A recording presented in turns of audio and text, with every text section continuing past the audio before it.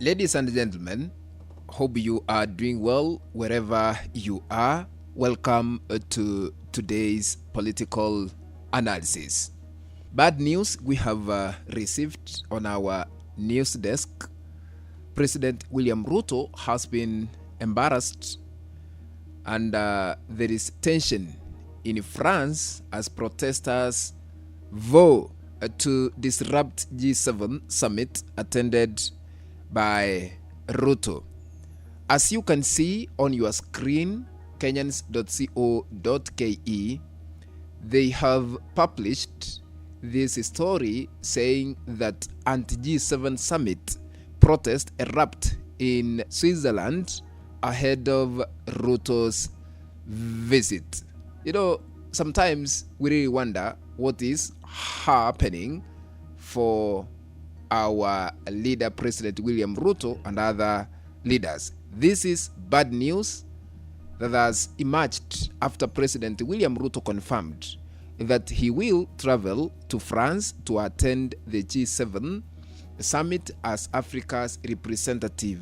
The high-profile meeting is expected to bring together leaders from several countries around the world. However, ladies and gentlemen, massive protests have broken out in France ahead of the summit, with demonstrators opposing the event and calling for its cancellation. President William Ruto is expected to depart alongside other world leaders, a development that has raised major concerns over security and the smooth running of the meeting. But currently, reports indicate that the protesters are determined to disrupt the summit, insisting that the visiting leaders are not welcome in the country during the gathering. Ladies and gentlemen, you know, the unfolding situation has created uncertainty over whether the summit will proceed as planned, even as participating nations continue with preparations for the event. Before I continue, ladies and gentlemen, dear viewer, as you continue watching this clip, please, I repeat, please, I request, I beseech you, don't forget to hit the like button if you have not subscribed to this new YouTube channel where we don't sugarcoat things but always put news as it is.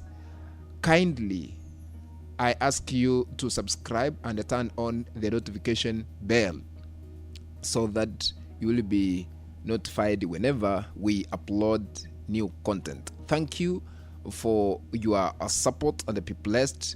May God bless you abundantly. Welcome to our news analysis. Now, according to the news we have received on our news desk, thousands of anti-G7 protesters clashed with police in Geneva, Switzerland on Sunday, just hours before President William Ruto was scheduled to travel to France for the annual Group of Seven, in short, we call it G7 Summit. The unrest has heightened security concerns surrounding the international gathering where Ruto is expected to represent Africa and push for reforms in the global economic systems. Ladies and gentlemen, we always have demonstrations in Kenya, but now Ruto is planning to attend G7 summit in France. We have witnessed demonstrations like Kenya. According to the news we have, around 20,000 protesters, or rather demonstrators, marched through Geneva to oppose the summit being held in nearby Evian-les-Bains, France, where began as largely peaceful protest later turned violent, with some protesters setting a Tesla vehicle on fire, smashing windows at buildings linked to international institutions, and throwing objects at police officers. Swiss authorities responded by deploying tear gas and water cannons to disperse sections of the crowd. Ladies and gentlemen, we really wonder what is happening. The demonstrations were organized by a coalition of activist groups critical of the G7's influence on global affairs. Protesters argued that the bloc represents the interests of wealthy nations while failing to address issues such as climate injustice, widening inequality, and the impact of international conflicts on development countries. The G7 is made up of 7 of the world's largest advanced economies: the United States, the United Kingdom, France itself, Germany, Italy, Japan, and Canada. The European Union also participates in the meeting. Leaders used the summit to discuss major global challenges, including economic stability, international security, climate action, and technological change. According to the news we have, ladies and gentlemen, this year's summit agenda includes discussions on the wars in Ukraine and the Middle East, global debt burdens, artificial intelligence, energy security, and broader economic reforms.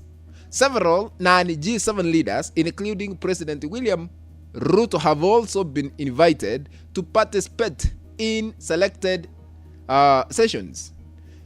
Ladies and gentlemen, President William Ruto confirmed his attendance at the summit during a church service in Kajiado County on June 14th. It was on Sunday, yesterday, yes, where he stated that Kenya's participation would focus on advocating for Africa's development priorities and calling for a fairer international financial system. Ruto said Africa deserves a stronger voice in decisions that shape the global economy. Ruto's attendance reflects Kenya's increasing diplomatic profile on the international stage. In recent years, ladies and gentlemen, the country has positioned itself as a key African voice of climate financing, debt restructuring, and reform of international institutions. Analysts argue that invitations to forums such as the G7 provide African leaders with opportunities to influence conversation that directly affect developing economies. However, ladies and gentlemen, the protests in Geneva have once again highlighted the deep divisions that often accompany major global summits. Demonstrations against G7 meetings have a long history. Critics accuse the group of promoting policies that benefit wealthy nations while leaving poorer countries behind.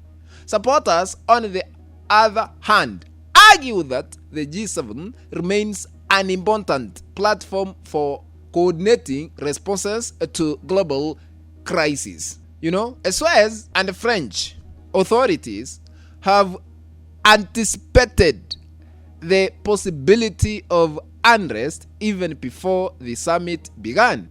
And according to the news we have, thousands of police officers and security personnel had been deployed across the French Suez border region, while several border crossings were placed under tighter control to ensure the safety of delegates and residents. The choice